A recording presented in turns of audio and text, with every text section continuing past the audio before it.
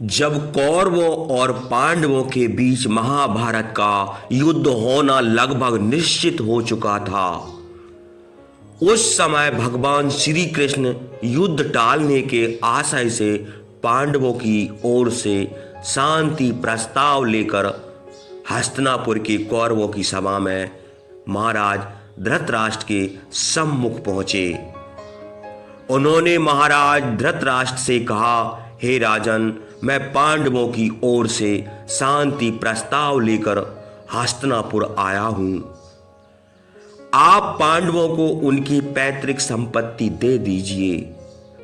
जब इस बात का विरोध दुर्योधन ने किया, तब भगवान श्री कृष्ण ने धृतराष्ट्र के सामने ऐसा प्रस्ताव रखा कि आप पांडवों को सिर्फ 5 गांव दे दीजिए।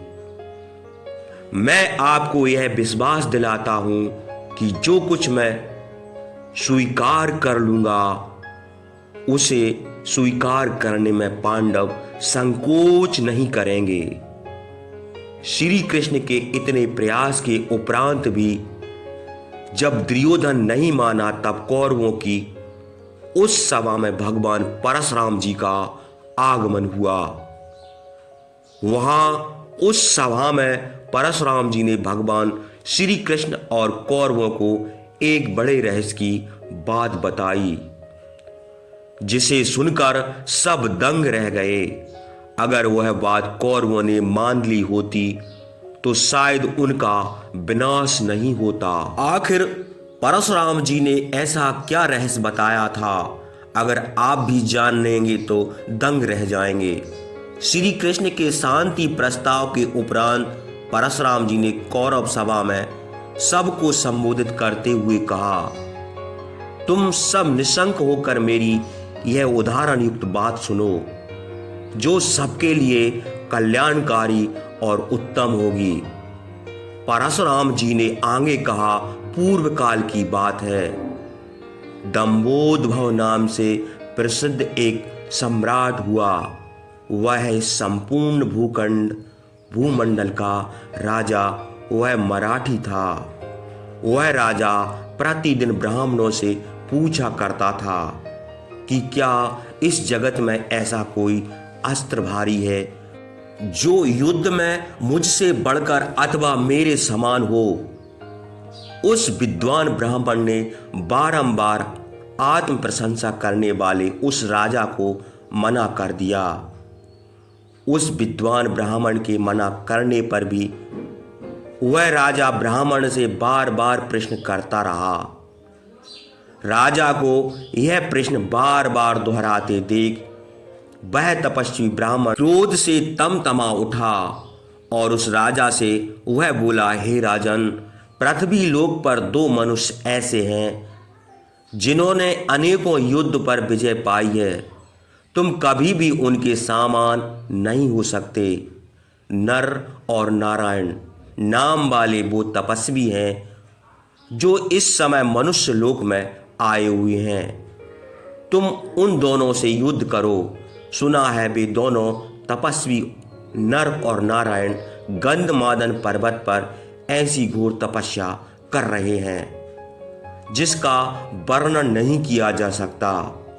यह सब सुनकर राजा अपनी विशाल सेना को सुसज्जित करके उस स्थान पर पहुंचा जहां नर और नारायण विद्वान थे। वहां पहुंचकर राजा ने नर और नारायण को नमस्कार करके उन दोनों की कुशल समाचार पूछी।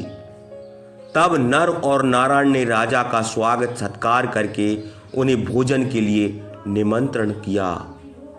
इस बार राजा ने कहा, मैंने अपने बाहुबल से सारी पृथ्वी को जीत लिया है तथा संपूर्ण शत्रुओं का संहार कर डाला है। अब आप दोनों से युद्ध करने की इच्छा लेकर मैं इस पर्वत पर आया हूं। नर और नारायण ने कहा, हमारा यह आश्रम क्रोध और लोभ से रहित है। इस आश्रम में कभी युद्ध नहीं होता। इस पृथ्वी पर बहुत से क्षत्रिय हैं, अतः आप कहीं और जाकर युद्ध की अभिलाषा पूर्ण कीजिए। उन दोनों महात्माओं ने बार बार ऐसा कहकर राजा से क्षमा मांगी, लेकिन राजा युद्ध की इच्छा से उन दोनों तपस्वी को ललकार रहा था। तब महात्मा नर ने कहा, युद्ध चाहने वाले क्षत्रिय युद्ध कर, अपने सारे अस्त्र शस्त्र ले ले, सारी सेना को तैयार कर ले। तू घमंड में आकर लोगों को ललकारता फिरता है, इसलिए मैं आज तेरे युद्ध की इच्छा को दूर किए देता हूँ। राजा ने तपस्वी नर को मार डालने की इच्छा से सब ओर से उन पर बाणों की वर्षा कर दी।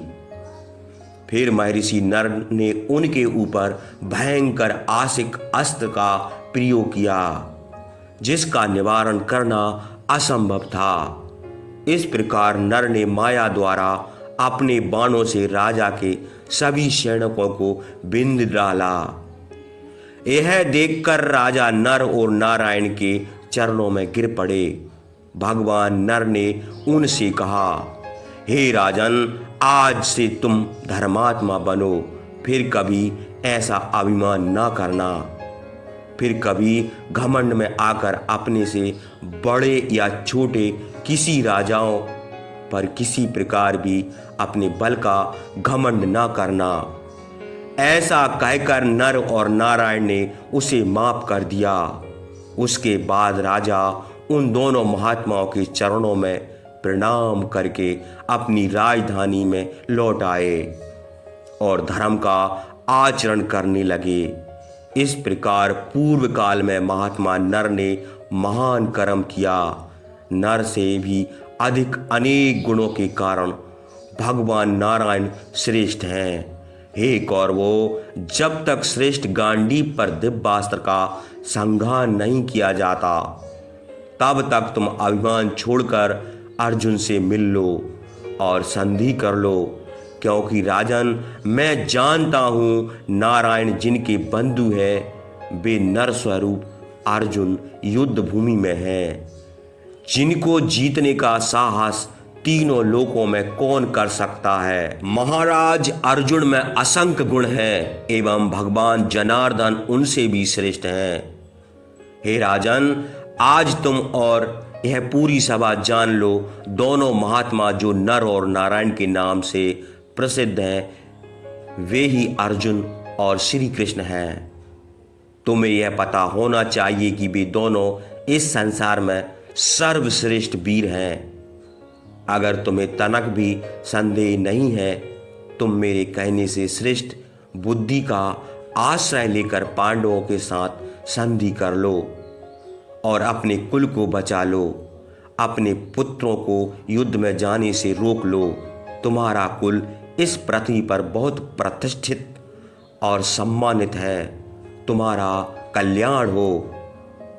इसके लिए अपने वास्तविक स्वार्थ का चिंतन करो, तुम्हारा कुल बच जाएगा, अन्यथा विनाश निश्चित है। परंतु घमंडी और अल्प बुद्धि दुर्योधन तथा पुत्र मोह में अंधे हो चुके धृतराष्ट्र को इन सब की बातें समझ नहीं आईं। उन्होंने परशुराम जी की सलाह का मान नहीं रखा।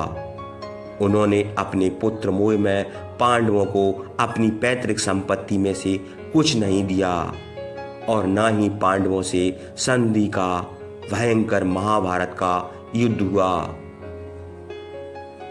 जिसमें कौरवों का विनाश हो गया और लाखों लोग उस हवन रूपी युद्ध में आहूत बन गए। नर और नारायण रूपी कृष्ण और अर्जुन जिस पक्ष में थे, उन्हीं पांडवों की विजय हुई। तो दोस्तों, यह थी आज की वीडियो। आपको कैसी लगी? अपनी राय हमें कमेंट बॉक्स में लिखकर ज़रूर बताएं।